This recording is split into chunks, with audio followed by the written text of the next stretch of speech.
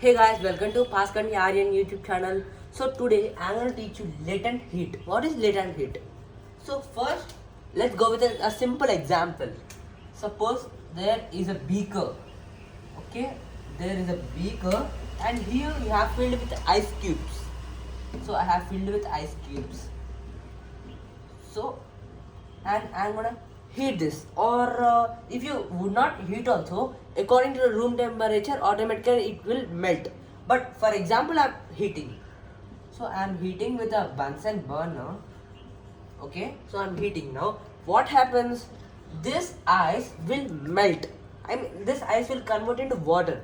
What happens here? This ice will convert into water.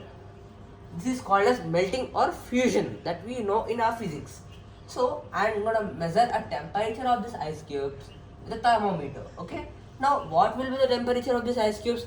Maybe it will be -7 degrees or -6 degrees. That we know. Okay. Suppose let's imagine that the temperature is -6 degrees Celsius. On heating, the temperature will increase of the ice cubes. So what it will become?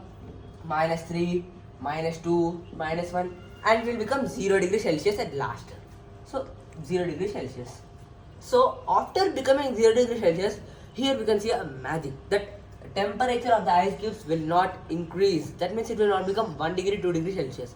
It will be constant 0 degrees Celsius until the ice cubes melt. That means every ice cube should be melt and become water. Till then, the constant 0 degree temperature is maintained.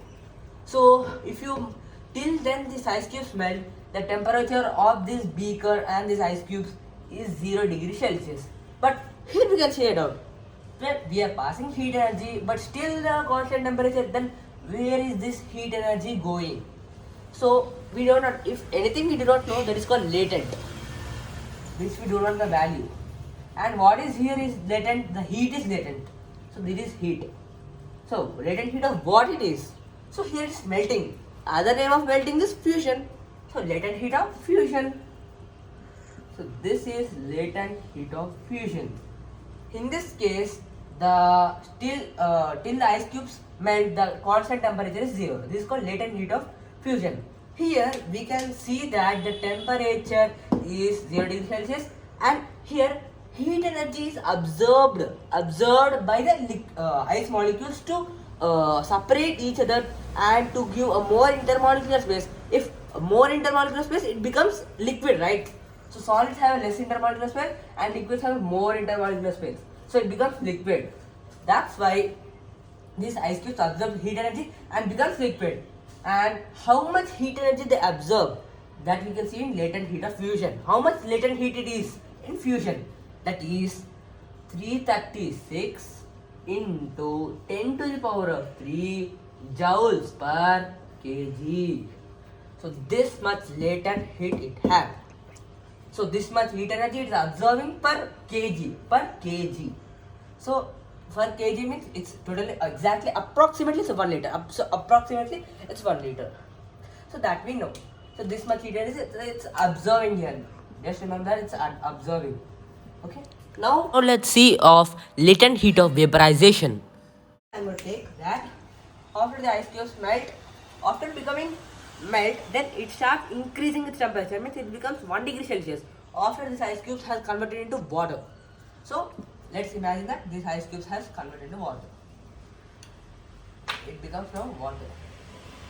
Now the temperature starts increasing to 1 degree, and till then let's imagine that it becomes 95 degree, and then 99 degree, and then it becomes 100 degree. Now, so here we can see a magic that temperature of this water does not increase and it maintains a constant temperature, that is 100 degrees Celsius. Why like that? Till then the water evaporates. Till the total water evaporates in the atmosphere, the constant 100 degree temperature is present there. So if full water is evaporated, then the temperature starts increasing. But till the every drop of water is evaporated, we can see the constant temperature, that is 100 degree Celsius. Okay, I think you have understood the concept. Now here when you see it was absorbing heat energy, but it's becoming vapor, right? Becoming vapor, right? So it's not latent heat of fusion, it's latent heat of vaporization. You see that it's absorbing heat energy and it's becoming the liquid. Water changing into vapor, water vapor.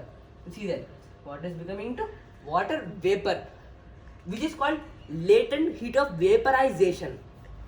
It's called latent heat of vaporization. Latent heat of is vaporizing, no. So it's called latent heat of vaporization.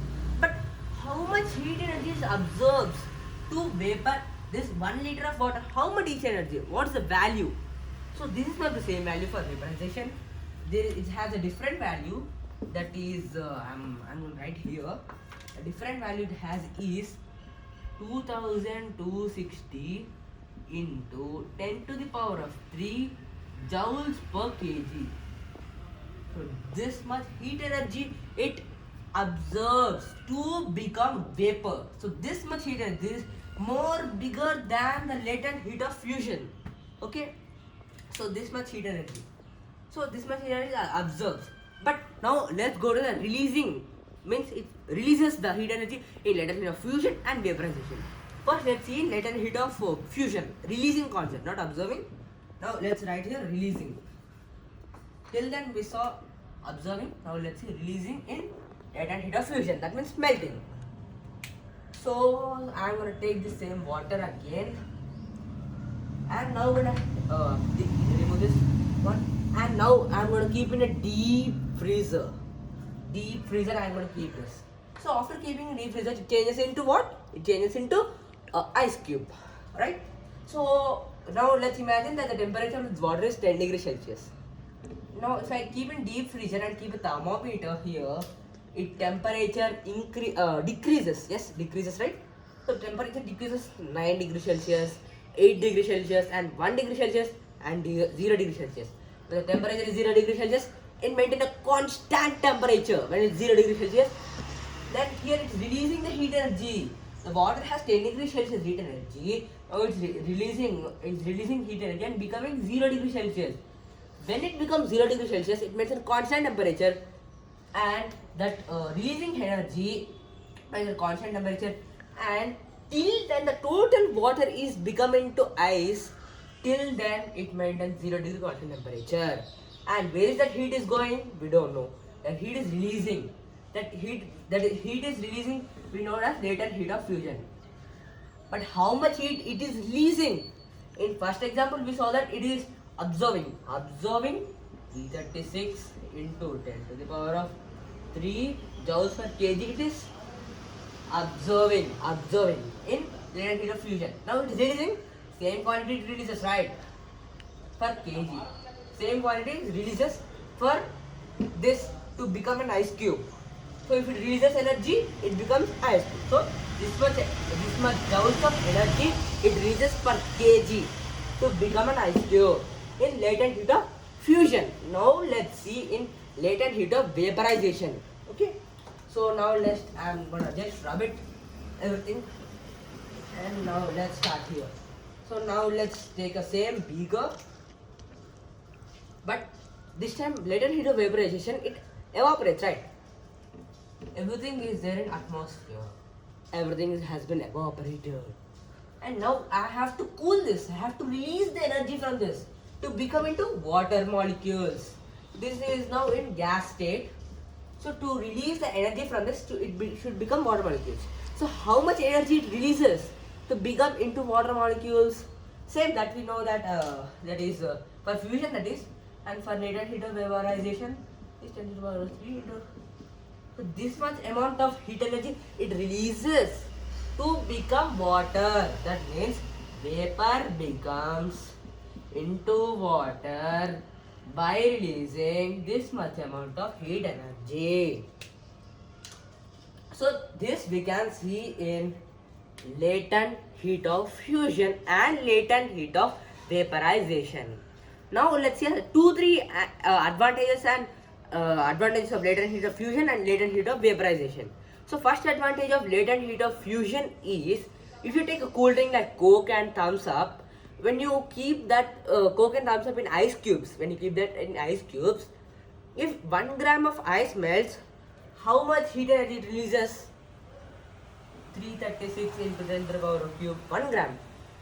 Not I am saying for kg. For 1 gram it releases 336 joules heat energy. It releases for 1 gram, and it absorbs this much also for 1 gram also. So if I keep this coke in ice cubes, the little heat present in this coke bottle, it absorbs. This means every ice cube absorbs 336 joules of heat energy from coke. That we can see. This is one example. And now coming to latent heat of vaporization advantage. So I'm going to say one advantage, that we have many rivers and oceans. So now how much heat energy is required to convert water into vapor? That is 3 into 6, we know that. So that's why in summer season also, in lakes only some amount of water evaporates, not everything evaporates. That you can see. If there is a lake, only a few water evaporates. Why? Because water needs to evaporate this much energy. That means 2216 10 to the power of 3 joules per kg energy is required to convert water into water vapor. So this much joules of energy is required. That's why it evaporates very slowly, not very quickly. So these are a few examples and little examples of latent heat of fusion and evaporation. And if you like this video, don't hit the unlike button, just hit the like button, subscribe and like, share friends. And I'm very interested of making this physics videos, and you can see a very physics series on this latent heat and this heat concept. And if you like this video, don't forget to like, share and comment. And thank you friends.